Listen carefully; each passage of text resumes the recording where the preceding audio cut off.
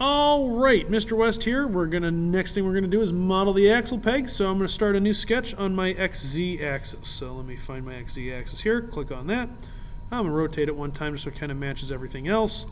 And I'm gonna do a line here, which needs to be 0.211, because what we're gonna do is we're gonna take this peg and we're gonna revolve it around this axis here. So I'm gonna create that 0.211. I'm going to create this over here. I'm going to create a line that goes over here, and I'm going to create a line that goes over here. I'm going to pull up my dimension tool, so I already dimensioned this one. I'm going to dimension this line at 0.031, which it almost already was. I'm going to dimension this line at 0.125, which it almost pretty much already was, and then I'm going to dimension this one at also 0.125. So the next thing I'm going to do is come in here and create this arc. I'm going to do a 3-point arc. I'm just going to go boop, boop, boop. And I've got that arc. Now I'm going to dimension it. And the radius of this needs to be 0.236. So it moves over a little bit, but that actually maintains it to be the same thing, so that's going to be fine. So I'm just going to hit Finish Sketch. I'm going to revolve. I'm going to click my profile, and I'm going to click this edge as my axis. Then I'm going to hit OK. I'm also going to make sure this is a new component, and I'm just going to hit OK. And I'm going to name this component Axle Peg. And hit Enter. So now we've got kind of that head shape. I'm going to go in and do this bolt,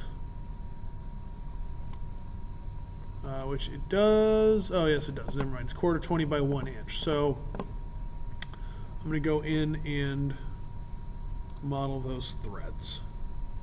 I'm just going to do a thread on the end of this. Now I can't do that. I'm going to have to make that cylinder first. So this is going to have to be a 1/4 inch hole. So let me find the center there. 0.25, or not a hole, excuse me, a 1/4 inch peg. I didn't want to do that. I'm going to go back over here.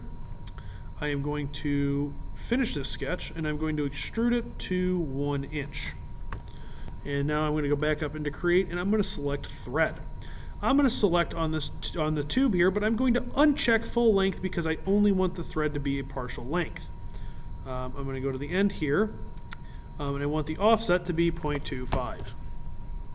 So it starts a 1/4 inch in, goes the rest of the length of the bolt, and then I'm just going to click OK. So now, ta-da, we have our axle peg. I can turn the whole thing on and off, and we have that part partially done. I need to add the head to this side of the screw. All right, so the next thing we're going to do is model the head on this axle peg, so I just rotate it around to the front here. We're going to start this axle peg, or the head of the axle peg. I am going to create a polygon. I am going to use a circumscribed polygon. I'm just going to start right here in the middle. Make it kind of whatever random length because it does not matter. It defaults to a hex head, so or a hexagon, and I'm just going to make sure that it's even.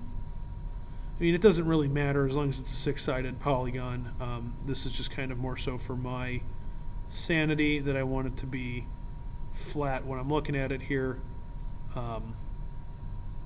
It doesn't really matter. But from point to point here, from here to here, we need it to be 5/32. So I'm just going to type in 5 divided by 32, and there we go. We have our polygon. I am not going to sit here and worry about this, even though I totally am. And I'm just going to make that 0. It doesn't like that.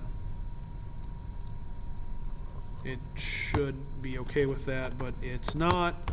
So again, I'm just going to sit here and not worry about it and get rid of that dimension and not think about it. Finish sketch.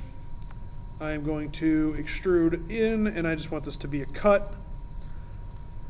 And I want this distance to be 0.111. No target body found to cut or intersect. Because it's going this way, I need you to go that way. So we're going to go minus 0.111 and then hit OK. And voila, we have our axle peg fully modeled and ready to go. So now that that's done, I'm going to go ahead and hit Save. I'm going to hit OK. And I will see you guys in the next one. A little bit of... No, I'm not going to do it this way. I don't like that at all. Get me out of here. Undo. Goodbye.